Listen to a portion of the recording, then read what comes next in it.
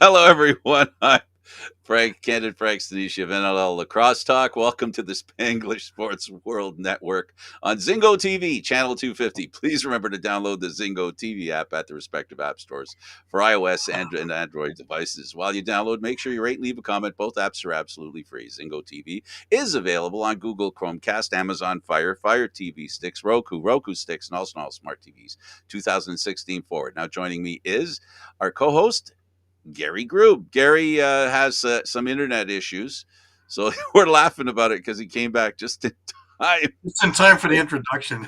Just in time.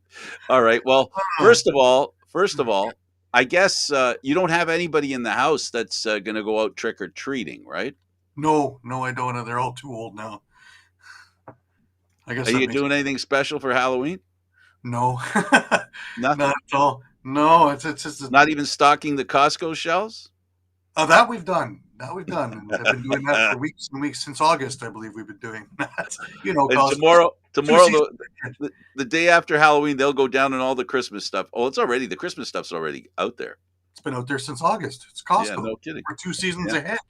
Yeah. Now we're already selling. We've been selling winter coats since the middle of August, and pretty much I think it's bikinis, and we're starting to sell back to school stuff soon. All right.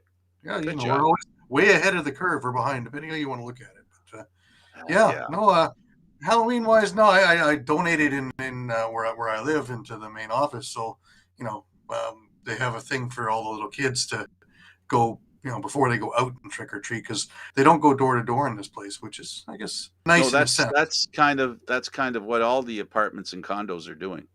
Mm-hmm. It's so I donated down to the office, and they'll put together little gift baskets or whatever, little gift bags for the kids, and they go onward to their merry little way to all the houses in the area. You have to admit, though, if you're a kid, you see 3 houses and then you see an apartment building, mm-hmm. and it's raining. Apartment building it is. Yes. And then it ends up the people who have apartments are providing probably 80% of the candy for the neighborhood. Pretty much. And then you have the houses, especially the big ones in the area here, which have all this candy that they will have for quite a while. Because just like Valentine's, we celebrate Halloween on November 1st. We celebrate Valentine's on February the 15th, because on, of course, November 1st, chocolate goes 50% off. And and don't forget, on February the 15th, you can get twice as many flowers for half as much money. So, there's a thought there somewhere. Mm-hmm. I'm liking the idea. Yeah, I'm just going to see how it affects the person that lives here. But like I say, Mother's Day is celebrated on a Monday. Much easier to get a reservation. Absolutely. Absolutely. Yeah, going out for dinner on Valentine's Day. Father's Day doesn't matter because they don't do anything for us anyways. Absolutely. I hear you. I can wear a tie any day, right? It's this loud. Nothing that a person appreciates more than 400 ties. Absolutely. And a good pair of socks. You need a good pair of socks. At least 2 dozen. Well, especially going into summertime, June, right? So you need a lot of socks. A lot of socks. Pairs of underwear and a good loud especially wool socks. Especially wool socks. Absolutely. The itchy kind. The itchy kind. You've gone through my drawers here, man. No, I haven't. They're like my drawers. And by drawers, I mean polo drawers. We didn't talk about the other drawers. Oh gosh, anyway, no, we're a G-rated show. Yeah, no, that's a different kind of gotcha. All right, so here we are. Why don't we talk about some lacrosse? What do you think? You think we'd absolutely sounds great. Talk about some lacrosse? Sure. Let's start with the most important issue that has basically come to our attention, and I have to say that I'll start by saying I'm very disappointed and frustrated because the Canada Games are not going to include Canada's summer sport. I'm going to repeat myself. Canada has a winter sport and a summer sport. Canada's games are not going to include the summer sport known as lacrosse in the summer. It's pretty asinine, isn't it?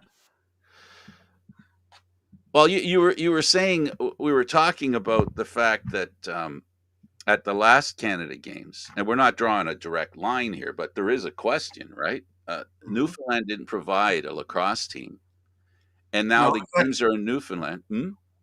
in fact, 9 provinces Not provided 10. teams. Nope, 9 Number provided 10 teams, didn't. and one didn't, which was Newfoundland, and 3 territories didn't, which was, of course, Yukon, Northwest Territories, and none of it. Now, we know that they play in none of it, but I imagine the costs are absolutely astronomical to make it down for a couple of weeks of Canada Games from there, and hopefully that can be rectified somewhere down the line. Um, was it a success? Yes, it was a resounding success. Niagara won it, and they had full arenas, and it was an absolute spectacular event. And it had been excluded since 1985. So this was a real coup, and they did an awful lot of lobbying and an awful lot of work to get this in, and it worked like a dream. And now, Gone in again. Newfoundland, as the quote was, the experience was great at actually bringing the sport to the next level, said Norman Sedelot, who used to sit on the executive board of Lacrosse Quebec and still manages the girls' division in the province. And he also organized a team that went there. Fast forward, and they're not coming this time. And now the government starts making excuses. Kellyanne Paul, President and CEO of the Canada Games Council, our reality is that there's a greater number of sports and disciplines that apply for selection for each Canada Games than we actually have participant quota to follow. But I want to go to the point that Canada has gone through an awful lot to try and smooth over some of the atrocities that have been, shall we say, uncovered over the last number of years. And inclusion would be a huge step towards smoothing over the waters a little bit with the Indigenous. And so, how is the best way to do that? Well, we won't include them. So I'm missing something, right? Well, let's be clear about something, right? Um, Canada itself refers to lacrosse as Canada's game, Canada's summer game, not included.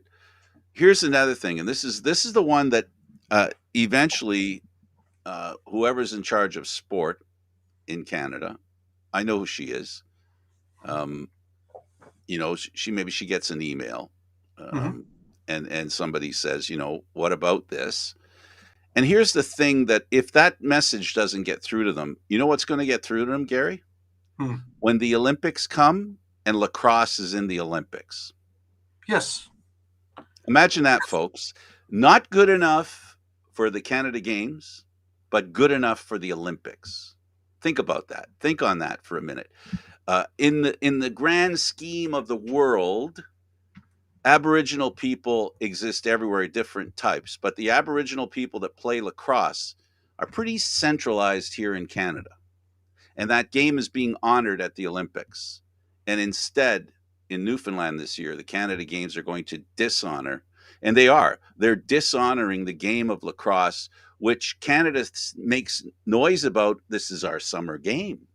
It's our summer game, but it's not good enough to take part in the Canada Games. I'm very Yeah. disappointed. I looked at some of the sports that are on there. Now, of course, you have golf, and you have swimming, and you have diving, and you have the running events and things like that, and Paralympics as well. And of course, I don't expect any of that to be cut. You have sailing, which does not include most of this country. You have artistic swim, and I looked something up in that as well. There are 10,000 um, people registered, kids registered for artistic swim.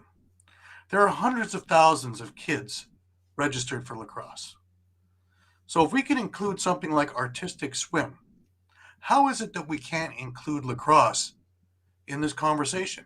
And it's jumping through so many hoops just to get it to be listened to. Things like Well, this just don't well, jive with me.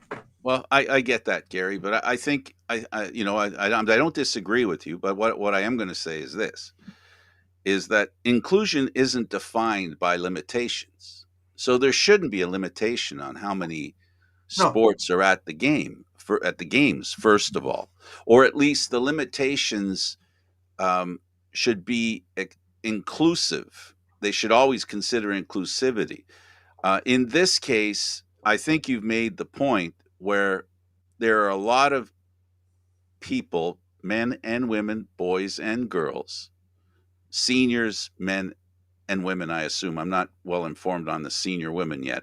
We'll get to that one day, I guess. mhm. But the point being that it's not, the sport itself isn't just for young men. No, It not includes at all. women too. So, this isn't just about insulting male lacrosse players. You're offending female lacrosse players as Well, well. that's what made 2022 so special is that they not only sent male teams, there were female teams there as well competing. So it was inclusive all round. Absolutely. Now, here's Now, another thing just to chew on is that Newfoundland isn't or St. John's isn't putting it in their games. Another province that did not send a team was Yukon province territory, and the next Canada games after the St. John's games is in Yukon. right. Does that mean that they get snubbed again? Should Lacrosse Canada be looking into this and doing a little bit more than going, oh, there's a petition out there that Pat McCready, former NLL player, had started. I have shared it on many different sites and many different things, including our own All Across All the Time page, Edge of Philly Sports, our sister company. And it's on my own Facebook page as well as Global Lacrosse, All Across Lacrosse History, Past, Present, Future. It's out there. You can find it easily. It's got over 15,000 signatures already. It's one of the most signed petitions that this particular group has ever gotten. Uh, I would ask everybody who is listening, if you haven't signed it, please find it and sign it. It's also on my Twitter page. It's also on All Across All the Times Twitter page. So if you need to take a look for it, it's out there. I will reshare it just to make sure that everybody sees it. But the more signatures is the more clout that we have with the people to show just how disapproving it is and appalling that this is happening. So, if you're interested out there and you're watching right now, um, the games were held in Niagara, and if you go to the Canada Games and they refer to Niagara, if you Google the Canada Games, here's what I'm going to tell you, folks. As of August 23rd, 2022, it's not long ago, right? The picture they're using to celebrate the Canada Games, Gary, have a look. Look what they're using to celebrate the Canada Games. You see that? Yep. Now, they're using it, the Canada Games are using it to celebrate the Canada Games. They're using a lacrosse team Yep. on the indoor lacrosse, and there it is. Amazing. And it doesn't take part the next year. So they're using lacrosse to promote the games and slap themselves on the back and say, "What a wonderful games we've had. Beautiful." And look, lacrosse is central to what we've done. And then the next year they're not included. Mm-hmm.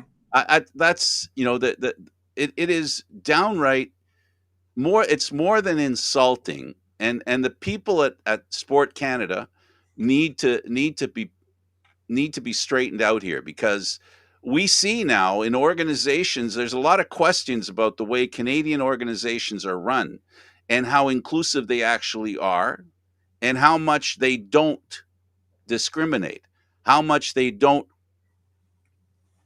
basically, if you're not treating people equally, you are abusing them. That's what you're doing. And the lacrosse community right now, in my opinion, is taking abuse. And to be in lacrosse and to love the game of lacrosse And you go look at this page and they're showing how wonderful the games are. And they're using a picture of you, yet you can't take part the next time around. That's crazy. It's That's insane. ridiculous, is what it is. Somebody needs to tap their helmet. I don't care if it's a lacrosse helmet or a hockey helmet, but somebody has to tap their helmet. This is insane. Unfortunately, folks, I only heard about this while we were doing the pre-show with Gary, and I feel bad that I wasn't aware of this. But it's. I think I've made my point, and I think there needs to be a call. And I think maybe people should start calling Sport Canada and say, "Hey, so what is it you have against our national game? What did it do to you?" Well, just to show how aloof this really is, again, Ms. Paul, her next quote was, "There was a request from Six Nations of the Grand River, supported by the Canadian Lacrosse Association, supported by the Council, and then funded by federal, provincial, and territorial governments to add the sport as a pilot to the 22 games. That sport is being evaluated at this time." What is there to evaluate? What excuse can you give me that we're evaluating? What are you evaluating? That the game is good? That people are playing? It's been played for centuries. It's on the upswing everywhere. The National Lacrosse League and the Premier Lacrosse League have TV contracts. It's on weekly. It's on, every game is on social media. What am I missing, or what are they missing more so, that they can't get their hand out of the sand to put this out there? It just doesn't make any sense. And they're tripping over themselves, making excuses. Soledad isn't giving up. There's absolutely a fight. We have some time to make it happen, get it changed. As a community, a mixed community, we need to have a common voice and push to ensure that lacrosse is at Canada Summer Games 2025. I agree with him 100%. Is we can't sit idly by and go, "Oh, well, I didn't make it." That's ridiculous. It's ridiculous. They need to be heard, I'm and speechless. the whole thing needs to be put together under Canada Lacrosse. They need to be the first and foremost, and they need to be the speaker of this, because they need to be the governing body of all of it that's going on. Another issue that's there is that the Haudenosaunee want to represent themselves. They don't want to go on a separate province or provinces, and again, the sovereign nation idea. So I think first we got to get it included, and then we can deal with that issue as well. I think they have a good point, since they have their own passports, is that they should be, we recognize them in World Lacrosse as the Haudenosaunee team. Why would we not in Canada Games or any other games, for that matter? Well, But yeah, Canada Lacrosse it speaks to consistency, Gary. The problem here is we have an inconsistency. I guess the short question, well, not the short question, but what I'd like to understand from the Canada Games are, what are the requirements for a sport to be included? Because I don't know. So maybe there's something, like you said, you're missing. Well, there's something I'm not hearing. What does it take to play in the Canada Games? I don't know. I could Google it and see, what does it take to add a sport to the Canada Games. Okay, well, I happen to have it here in front of me. What sports they are including in 2025: artistic swimming, athletics, including para and Special Olympics, baseball, male and female, basketball, female and male, beach volleyball, female and male, canoe, kayak, sprint, cycling, mountain bike, cycling, road, diving, golf, rugby sevens, female and male, sailing, soccer, male and female, softball, male and female, swimming, including para and Special Olympics, tennis, volleyball, female and male, and wrestling. Now, we can't use the excuse, because I don't see it. We can't use the excuse that it's it's a game they play in the winter. So then why isn't it in the Winter Games? Right? You know what I mean? Like, why isn't it at some point part of the Canada Games, whether it be summer or winter? That's all my point is. Right. Like, it's a summer sport because it is our national summer sport. That's what I understand, and I said that earlier because that's the way I understood it. Because really, hockey wasn't our national sport until No, recently, recently. right? So they moved lacrosse over to summer so that they could make it winter. Hmm. Yeah. Here's the other thing: you have rugby sevens. Well, lacrosse is putting the lacrosse sixes into the Olympics. Wouldn't this be a great time to showcase the lacrosse sixes and have it outdoors? You wouldn't need arenas. And it goes on and on and on. It's not Fellini type thinking. We're not using the MIT brains. This is basic stuff. Canada is lacrosse. And for it to be snubbed, as lack of a better term, is appalling. Well, we need to find out why they're being excluded, and it better not be because a province doesn't want to host a Well, it sport. said there on I don't that believe that sheet. it is. I'm not saying that it is. I have no reason to believe it is, but I sure hope that isn't the case. I sure hope that sports that are maybe not as popular in every corner of Canada aren't excluded because they're not. I don't know if that's fair either. But I guess in some people's minds, they could say, well, unless it's a sport that's universally accepted by every province, then it can't be in the Canada Games. If they say that, then the question becomes, why does a province not include it? Just want to hear why. What's the reasoning? Why is lacrosse not part of the Canada Games, whether it be winter or summer? I know, Gary, it's a summer game, but I just want to make sure that we don't leave that loophole there where people think, well, maybe it's because. So right away, I just want to say it isn't part of the Winter Canada Games. No, So it's not. that's not why. It's only opportunity to play in the Canada Games. Logically speaking, Gary, you pointed to it quite fairly, as I did earlier. It's Canada's summer game. Canada's summer game, not 9/10 of Canada's summer game. Yep, It's not 9/11s, 9/12s. It is Canada's summer game. And absolutely. if a province doesn't have any part in that game, then maybe the game knows something now that they should work on. And that is to see if that game has any popularity. After all, Nova Scotia has they have a national lacrosse team, Yes, right? and very Now we successful know, one at that. yeah, and we know that when it comes to Eastern Canada, they don't have the manpower, people power, financial wherewithal to have teams of that level, professional levels in every province. But that doesn't mean the game isn't played in every province. It doesn't mean interest in the game isn't in every province.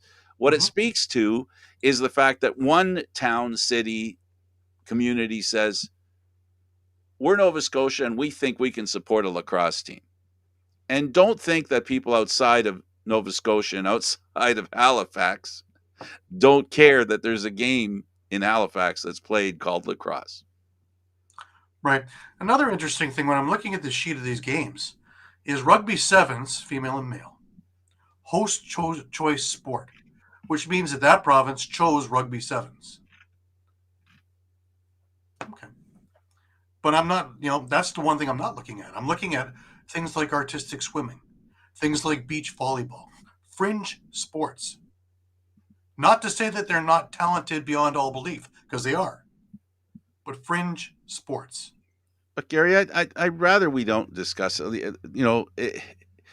The thing about discrimination is that people. I would rather. I'm not disagreeing with you again. I'm not disagreeing with you. I just think it's enough to say, and you're just pointing out the fact that look at all these other sports that getting respect. I agree with you there, but I just want people to know that this isn't about an either or. This is about an and. Mm-hmm. Gary's not. I don't think Gary's intent. I don't think you're intending, Gary, to say that they should boot out these other games. I think you're Not at making all. a comparison, Not at right? all. But Not it at might all. say it might come across like that, and I want to make sure people understand. And Gary has said it very clearly. He's not talking about that. He's talking about inclusion. That doesn't mean preference. It My doesn't idea mean simply is that if we can't include those sports, why can we not include lacrosse, right. which has 100%. many more people that already play the game, and it is countrywide. That's my point. Yeah. Not No, let's no, take it this is. one out and put this one instead. That's not for me to say because these are the games. I just want Everybody to make plays sure these people things. understand that. Yeah. I can't get my head around the snubbing of lacrosse after it finally got itself back in after a hiatus of how many years? 1985. I'd be worried, Gary. 7 years. I'd be sincerely worried if you actually cared about the game of lacrosse and what you'd be saying. Well, that would be insane. I might even be hopping mad at this. Look, on this show, we're going to tell you what the Canada Games are doing is totally, and we're biased. I mean, I have it over my shoulder there. We're totally biased. We're 100% biased. We're pro lacrosse. We think lacrosse is a great game, and we're not just pro lacrosse. We're also amateur lacrosse. We're also local lacrosse. We're also community lacrosse, and not only that, we know that the game of lacrosse has such. Gary said it at the beginning. It's hundreds of years old. A. B. There are tons of 80 and 90-year-olds out there that played lacrosse that many thousands of people respect and adore. And we have them on this show on a regular basis. Mm-hmm. And we know how much this game is loved. We know. And I can't believe how tone deaf and that's what we're talking about here. How tone deaf the Canada Games are. And I hope it isn't just Newfoundland. I hope it's Canada because I don't want to have Newfoundland as a target. I want to have Canada as a target in this situation because they're the big brother or big sister. They're mommy and daddy of all this, and they can't be letting stuff like this happen. This is unacceptable, and it's something that really needs to be looked into, and one has to wonder why it's not included. And folks, in today's world, we look at who's not being included to determine why they're not being included. And that's the issue here. I'll give you a minute to finish talking about this and we'll move on to another topic, Gary. Yeah, you get the last say. I think we've said everything we can say. I think that the Canadian Lacrosse Association, or Canada Lacrosse as it's now called, needs to come to the forefront and be the speaker on this. And they need to hold people accountable for why this isn't moving forward. Hell and yeah. Again, the petition is out there. I beg all of you to please to find it. I will reshare it again today after the show. And please sign it. 15,000 can easily be 30,000 names. And at that stage, they have to take it into account of just how many people are upset by this. When this kind of stuff happens, I said I wasn't going to say anything about this anymore, but just 10 seconds. When this kind of stuff happens, we've seen heads roll. And that's where this is going to end up because at some point, somebody has to take responsibility for this decision. I agree. I think it's just ridiculous. And I'm going to leave it at that. But, please find the petition, sign the petition. If you love the game of lacrosse, all you have to offer is a signature. If you think the game of lacrosse should be included in the Canada Games, sign it. That's all this is. It's all about, do you think lacrosse belongs in the Canada Games? That's it. If you think so, doesn't matter why, doesn't matter how much. If you do, sign the petition. Let's send a message to Canada Sport, or whoever's responsible for this. Anybody know the Prime Minister's phone number? You can give them a call too, if you don't mind. Give the Prime Minister a call. At least give him a text. Yeah, just let them know what's going on. All right, let's move on to training camps. Better things to talk about, I guess. Well, let's see. We have training camps. Rochester's opening up their training camp. I believe Philadelphia is going to be opening up theirs in a few days. Everybody will be, because the league announced that starting November 5th that we have preseason games in, I believe it's 7 different venues. It includes Brampton. It includes the track in Oakville. It includes the KeyBank Center. It includes Calgary. It includes Six Nations. A number of places where we're going to have it. I believe Vegas as well is going to host a preseason game or two. So we're definitely in the stretch run towards the season starting. Season starts in just under 5 weeks. So we're ready and rolling to go. December 2nd is opening night.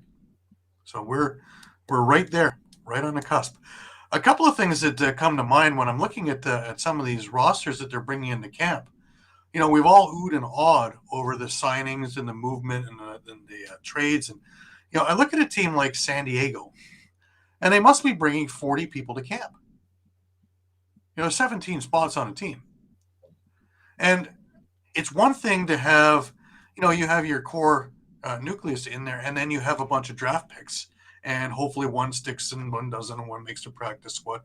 A team like San Diego, I'm looking at I have their forwards up in front of me, and they have 16 of them, 8 and 8, 8 lefties, 8 righties. And out of that, I would say that 14 of them are NLL caliber. They have either played it or should be playing it. And most of them are veterans. Not all of them are going to be able to make the team. That becomes sticky when you look at this because they've been signed. So it should be a very interesting camp because literally it's an NLL All-Star team. You look at the names and you got Dane Doby, Curtis Dixon, Kevin Crowley, Austin Stotts, Wes Berg, Casey Jackson, Jeremy Noble, Trey Leclerc, Mac O'Keefe, Jacob Dunbar. You have Jake Govett, who was just drafted. We saw him at the draft. Dox Aiken, who is doing quite a bit for the PLL, who's going to give it a go. Jay Carlson, Braden Brown. That's just the forwards. That's almost a full team there. You go and pick up into the defense, and you have a whole whack of them. I believe you have 16 or 17 of them, too. So it's pretty amazing, what's going to go on for Pat Merrill to try and figure out what his team is going to be. I had mentioned Rochester, and you look at their team, and they have 16 forwards coming in there, as well as I believe another 16 or 17 defensemen. So another 40-man squad.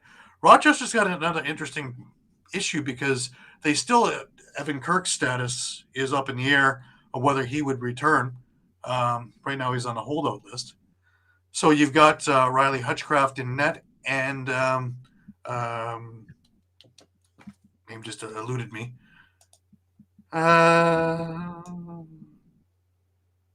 Ryland Hartley, also, who had a good year as his first year, until he got hurt. So I think by having Hutchcraft there, that puts them really there. But they also have Lucas Coate, Lucas Nagy coming into camp as well, and I believe Hartley's coming off another injury. So this could be an interesting camp for goaltending there. But they have 5. You're looking at Las Vegas, who they have Joel Watson, and then they have Landon Kells. They really don't have goaltending. So there's still a lot of movement that needs to happen for these teams to be ready for league play in 5 weeks. So Toronto, I look at their offensive thing. Defensively, they had the best defense in the league last year. And by adding Chris Corbeil, they just got stronger. But Toronto only has 3 guys on the left side, according to what I have in my list. Corey Small, Dan Craig, and Zach Mans, and that's it. So are they waiting for some of the cuts to swoop in and try and grab? Because they're certainly not making trade or any signings. Well, they probably have some young guys that they can hope will work out for them. Yep. We'll go down. I mean, there's players without reputations today that could develop a reputation. Sure. But I see your point. I mean, depth is a big thing in pro sports. Well, when Jamie Dawick, owner of the Rock, when he went after and got Corey Small and got Stephen Kehoe, he was basically telling the league, and also Chris Corbeil for transition defense, he was telling the league, we're all in. We're going for this championship. So I don't think that they're looking to develop a player. I think they're looking for a ready-made player to come in. They have Brendan Nichtern from the PLL coming in signed. But and they also have Jamie let the cat out of the bag a couple of weeks ago. Challen Rogers is going to be coming out the front door this year. They've been trying to do this for the last couple of seasons, but with one thing or another, he's needed to be on defense and in transition. We have plenty of they have plenty of transition now, and he can come out and be a force out of the front door offensively. And everybody remembers the overtime goal he scored against Halifax to send Toronto to the semis against Buffalo. Speed to burn and great skills. So Captain Challen is going to be offensive this year. And he's on the right side with Tom Schreiber, Dan Dawson, and Stephen Kehoe. So again, I'm talking about teams like Rochester and San Diego, Vancouver that have absolutely stacked lineups for training camp, and Toronto that has probably half as many people coming in. So different strokes, I guess. Well, it is early in training camp. There might be some moves made. I mean, they're going to see what they have. This is only the opening salvo. Well, it'll be interesting when these couple of preseason games come in to see who's doing what and who's going to sit and who's going to come in. And you look at the defending champion Colorado Mammoth, and they added a couple of people too. Again, from the PLL of all things, they added Asher Nolting, Logan Wisniewski, Daniel Baccaro, Keegan Kahn, all PLL stars, all field stars.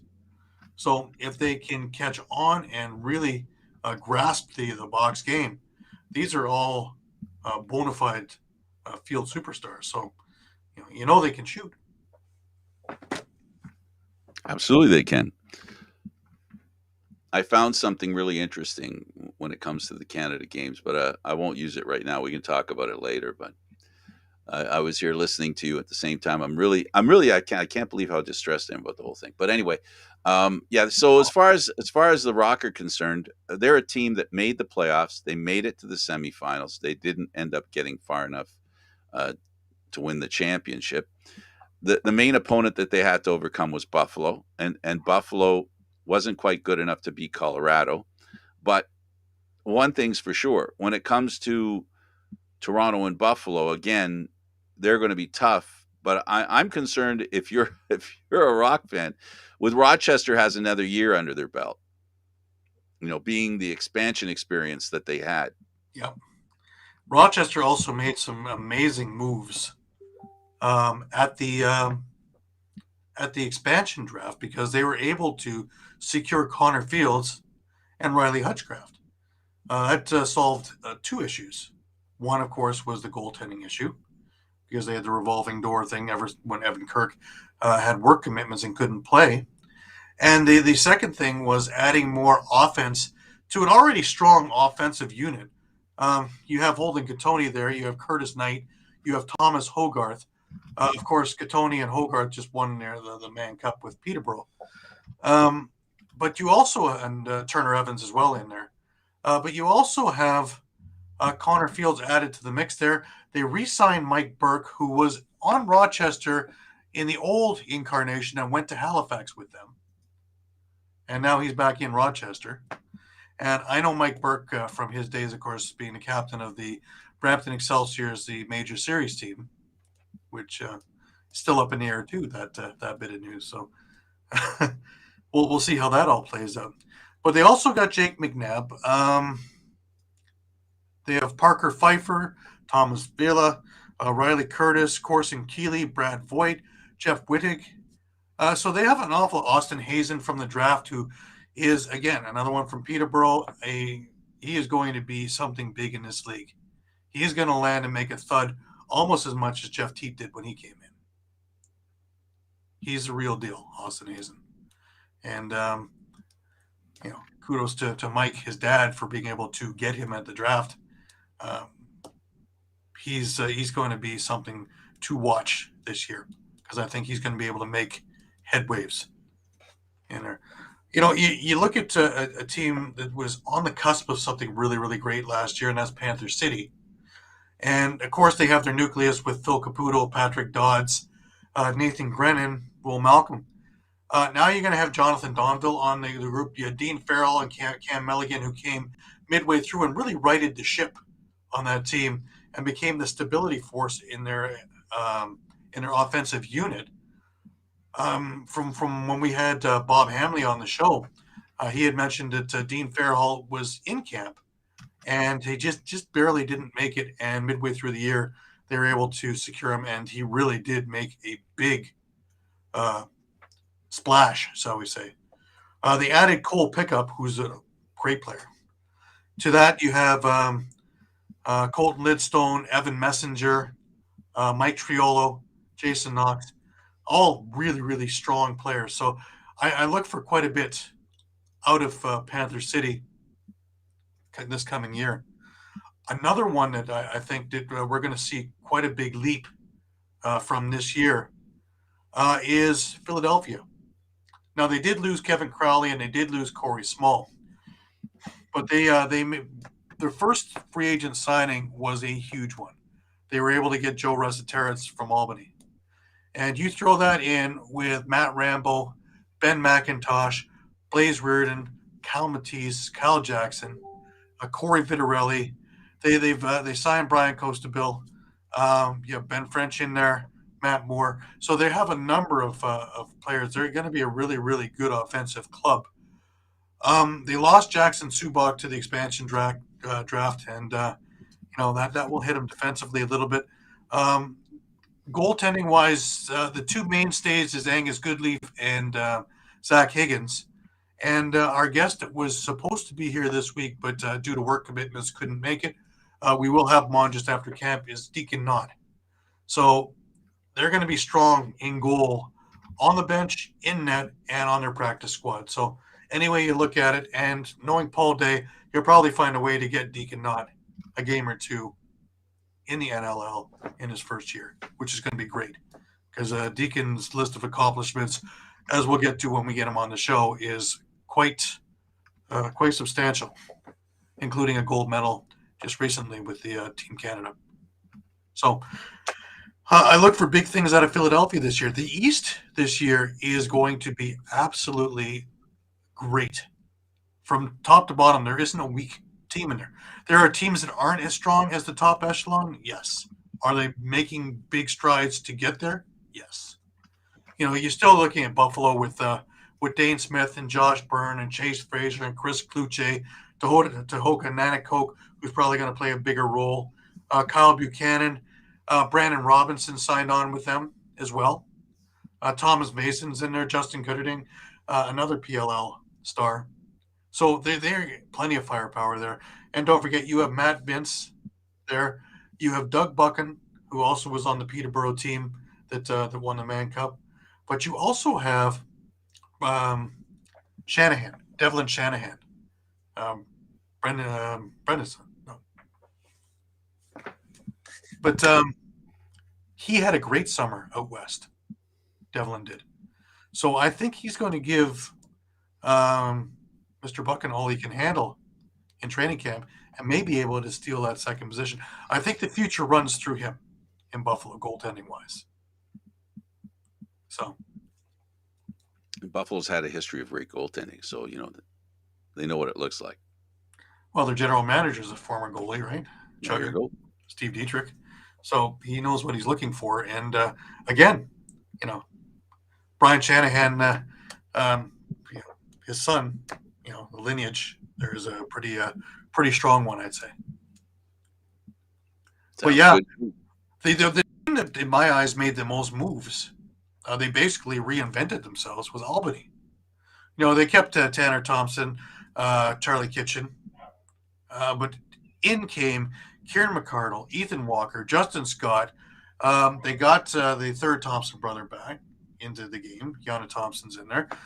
Tate Katoni signed on. Kyle Marr, Jackson Reed, Travis Longboat, Connor Kelly. And they made a trade, and Aaron Forster from the Toronto Rock. I loved this kid when he was here. It was too hard to crack the lineup at a consistent pace. So I look forward to seeing a lot of big things. I think he's going to do real well in Albany with Glenn Clark's group. He's going to be a force to be reckoned with. So it should be interesting.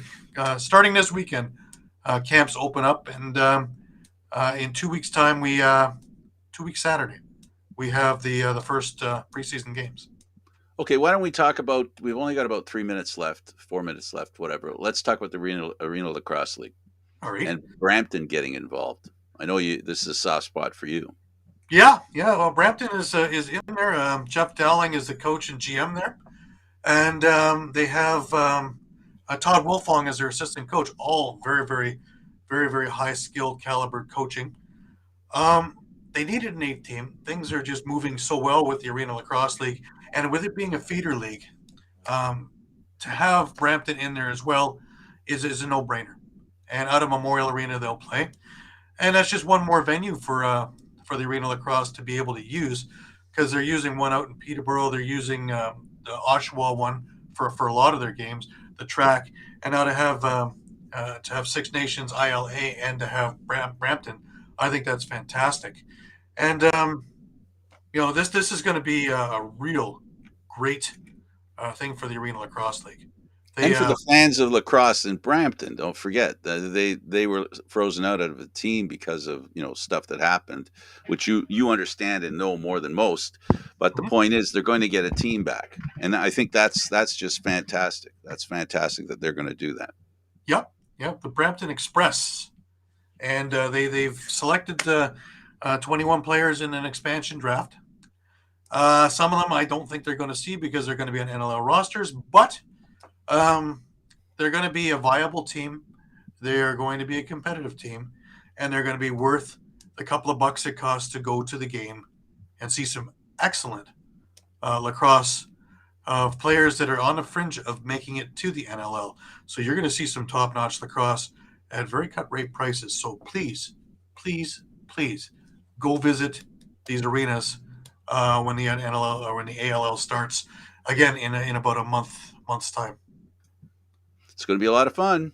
It certainly is, and kudos to Paul St. John. They had their combines and things like that out west and their draft, so they're all set to get rolling there with their second season. The first one was a huge success, so I expect to see some expansion coming there soon. In the East, they still have the combine coming up, so they still will have a draft coming up. So look for the league to be starting up in late December, I think it'll be, or early January. But it's going to be spectacular. And with it running concurrently with the NLL, again, if somebody goes down with injury, you've got guys who are in game shape, ready to roll. So this is beneficial to all the teams in the NLL. Absolutely. Good stuff, Gary.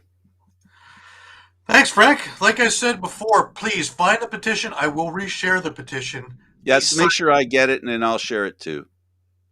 Certainly. No worries. Yeah, let's do that. If you want lacrosse at the Canada Games, or you don't want it to be excluded ever again, let's make sure the people who run it understand how important it is in not only lacrosse communities, but in Canada as well. Absolutely. It's a big issue that needs to be addressed and cannot be swept. It smacks of tone deafness, like unbelievable, especially in these days and at these times. I told you there was something that I was reading. Well, anyway, we're out of time. The whole idea, hiring practices, they themselves, Canada Games, are saying they're looking for Aboriginal folks. I mean, how about looking at athletes who are Aboriginal and including them? That's my final thought. Absolutely. All right. Thanks for doing this, Gary. Really appreciate it. It's my pleasure, and I'm really glad we have this platform that we can get this to the forefront. And let's hope that we can really help get this resolved.